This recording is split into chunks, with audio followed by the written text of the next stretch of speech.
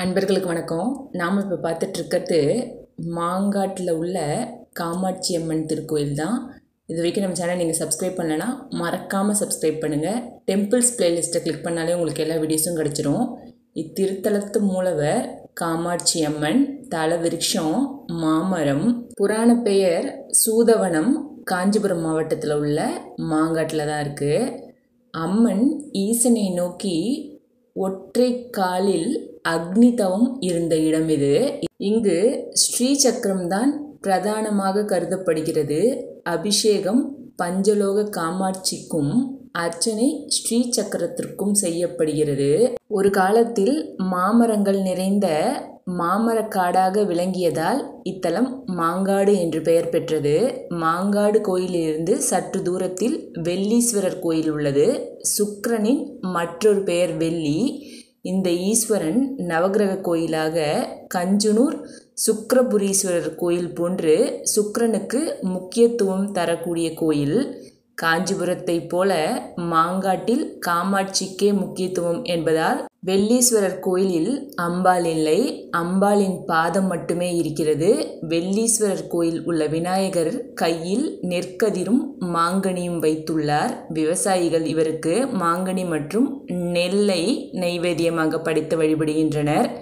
இதனால் விவசாயம் செழிப்பதாக நம்பிக்கை. அது மட்டுமல்ல, குடும்பத்திலும் சந்தோஷம் நிலைக்கும். கோஷ்டத்தில் உள்ள மற்றொரு விநாயகர் கையில் குடை சாமரத்துடன் நின்ற கோலத்தில் உள்ளார். இந்த கோவிலில் 6 வார வழிபாடு முறை நடைமுறையில் உள்ளது.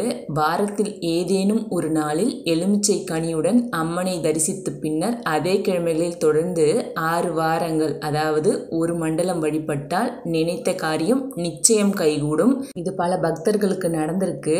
உங்களுக்கும் மனசில் ஏதாவது ஒரு நல்ல காரியம் நடக்கணும்னு தோணுச்சுன்னா நிச்சயம் இங்கே வந்து சுவாமியை 6 வாரம் வேண்டிக்கிட்டு போங்க. அதை நீங்கள் நினச்சபடியே காமாட்சி அம்மன் நடத்தி கொடுப்பாங்க. இது பல பக்தர்கள் தினம் செய்யக்கூடிய நம்பக்கூடிய ஒரு விஷயம். அம்பாள் இத்தலத்தில் தவம் புரிந்த பின்னர் இதன் பயனால் காஞ்சியில் மணந்து கொண்டமையால் கன்னிப்பெண்கள் மஞ்சள் கயிற்றை கட்டி வழிபட்டால் மணக்கோலம் பூணுவர்.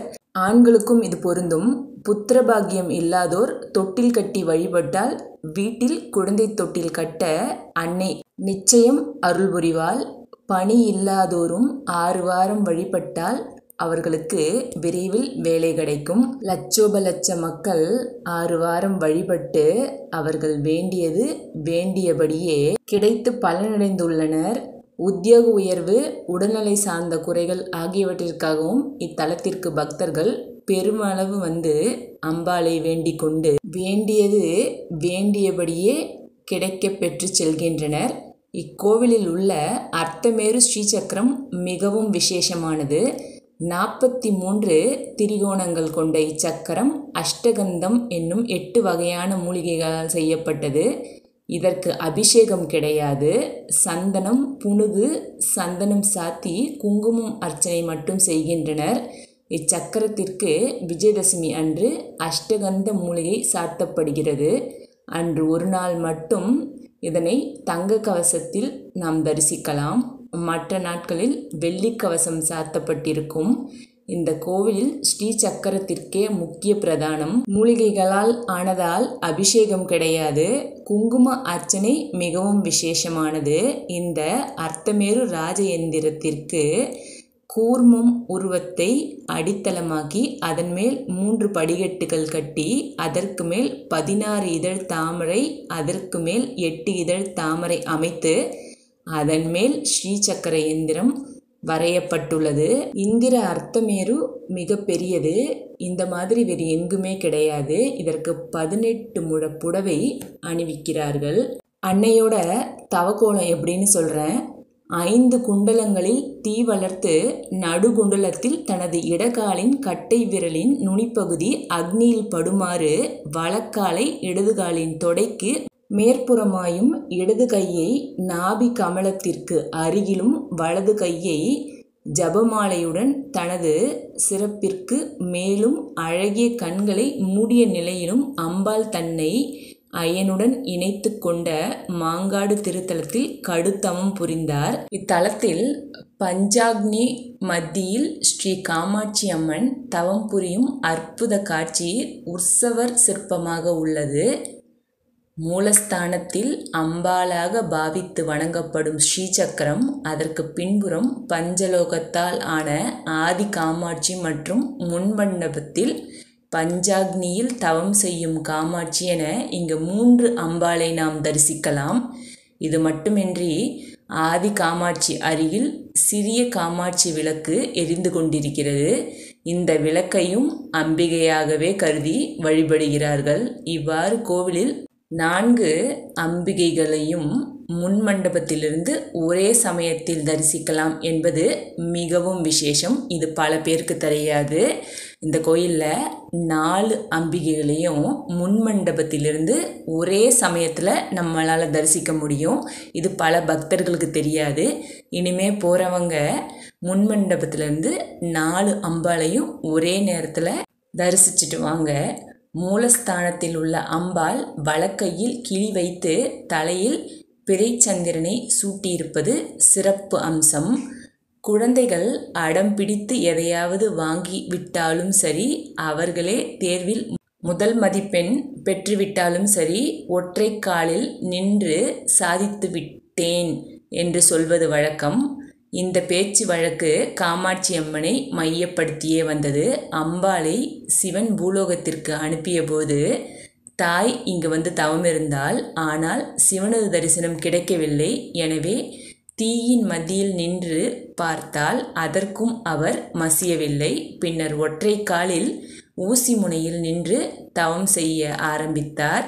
அவர் தரிசனம் பெற்றால் இறைவனை கண்ணால் பார்த்ததால் தான் நம்புவேன் என சிலர் விதண்டாவாதம் பேசுவர்.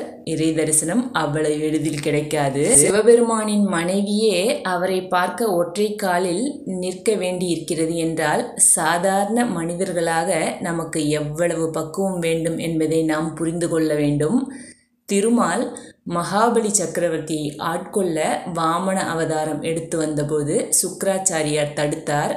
அதை கேட்காத மகாபலி திருமாலிடம் கமண்டல நீரை ஊற்றி தாரை வார்த்து கொடுக்க முயன்றார். அப்போது சுக்கிராச்சாரியார் வண்டு வடிவில் எடுத்து கமண்டல நீர் வெளியேறும் பகுதியில் அடைத்து நின்றார். திருமால் ஒரு தர்ப்பப்புல்லில் அவரை குத்தினார். எனவே ஒரு கண் பார்வை இழந்த சுக்கிராச்சாரியார் மீண்டும் பார்வை வேண்டி இத்தலம் வந்து தவம் இருந்தார். அதே சமயம் காமாட்சி அம்மனும் இங்கு தவம் புரிந்து கொண்டிருந்தாள். அம்பிகைக்கு காட்சி கொடுக்க சிவபெருமான் வந்தபோது முதலில் சுக்கிராச்சாரியாருக்கு காட்சி கொடுத்தார். இவ்வாறு அம்பிகையை விட தன்னை வேண்டிய பக்தனுக்கு அருளினார் சிவபெருமான். தன்னுடைய பக்தனுக்கே முதலிடம் கொடுத்தார். இங்கு அருகில் காமாட்சி அம்மன் கோயில் அருகில் வெள்ளீஸ்வரர் கோயில் உண்டு. சிவபெருமான் அம்பாளுக்கு அருள் புரிய இங்கு வந்தபொழுது திருமாலும் தன் தங்கைக்கு திருமணஞ்சீர் கொடுக்க வந்தார். ஆனால் சிவனின் கட்டளைப்படி அம்பாள் காஞ்சிபுரம் செல்லவே திருமாலும் கிளம்பினார்.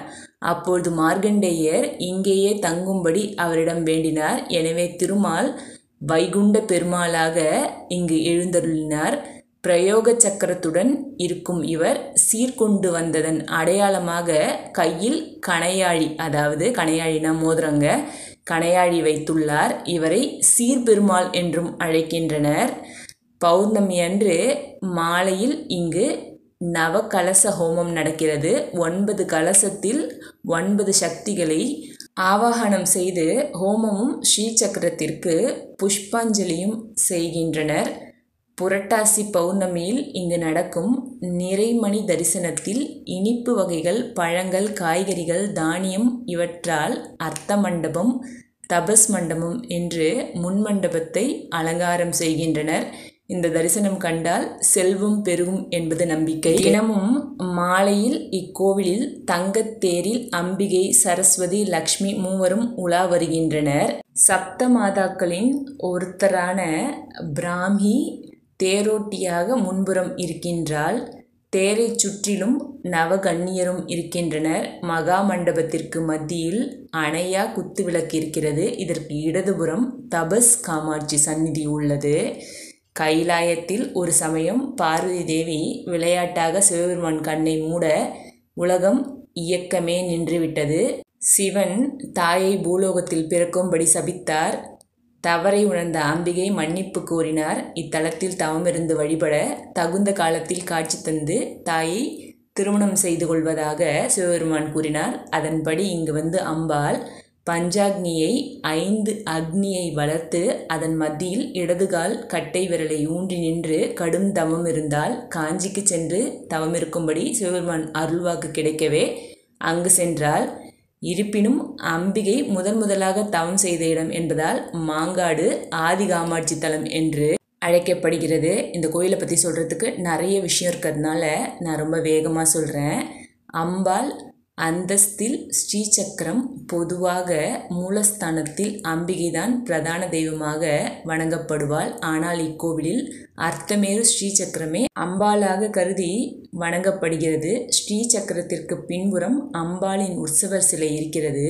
இவளுக்கே அபிஷேக அலங்காரங்கள் செய்யப்படுகிறது. இங்கு தவம் புரிந்த அம்பாள் சிவனின் உத்தரவிற்கு பின்பு காஞ்சிபுரம் சென்றார். அப்பொழுது தவம் செய்த பஞ்சாக்னியை அணைக்காமல் சென்றதால் மாங்காடும் சுற்று பிரதேசங்களும் தீயில் வெம்மையால் வறண்டன.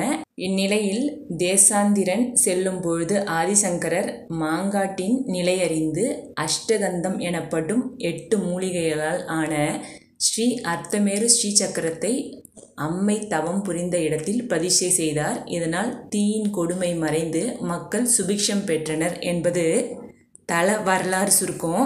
உங்களுக்கு நேரம் கிடைக்கும்போது கண்டிப்பாக இங்கே மாங்காடு திருத்தலத்துக்கு அம்பிகையோட அருளை பெற்று போங்க.